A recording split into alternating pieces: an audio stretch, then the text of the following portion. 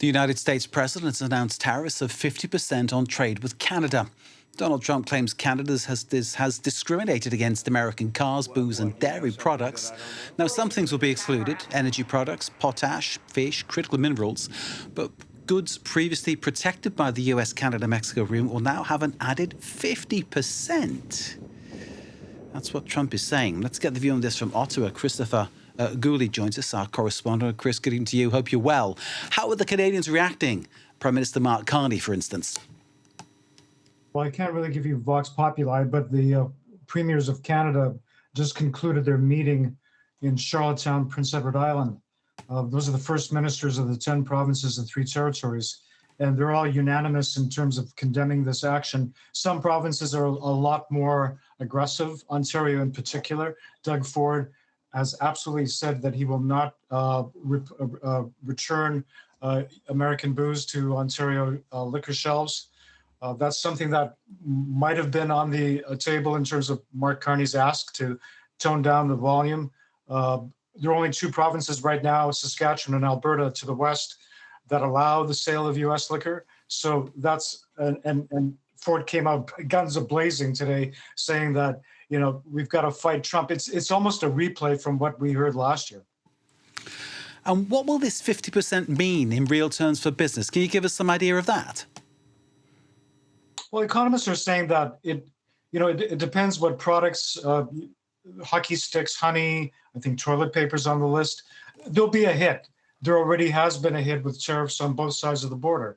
You know, we're talking a couple of $1,000s a year for most families in Canada and the US that are paying for that. So, you know, 50%, as you quite rightly say, is a chunk of change.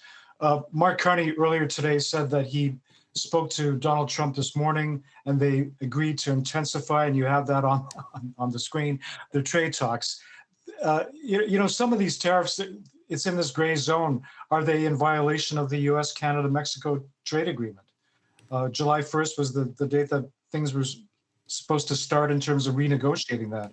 And we're now July 21st. So we'll see where that goes. Mark Carney's playing good cop.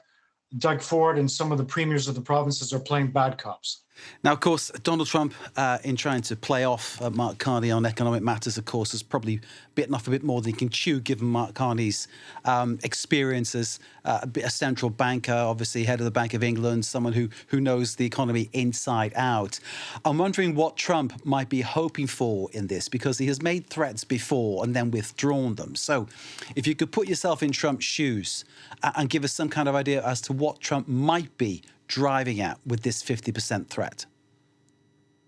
I think he might want some concessions on supply management, and that's something that Canada's not going to put on the table. Quebec in particular, this is where, you know, there's favorable pricing for dairy, eggs and milk. Quebec, just to balance the trade zone. That's been a decades-long debate, a cross-border debate between the Canadians and the Americans. I think that Trump might want something on supply management. Other than that, I'm not sure.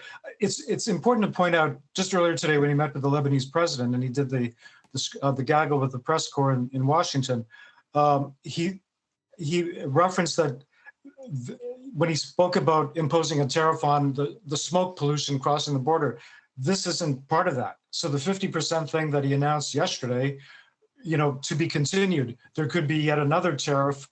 I don't know how he will quantify that to address the smoke from the forest fires crossing the border from Canada to the US.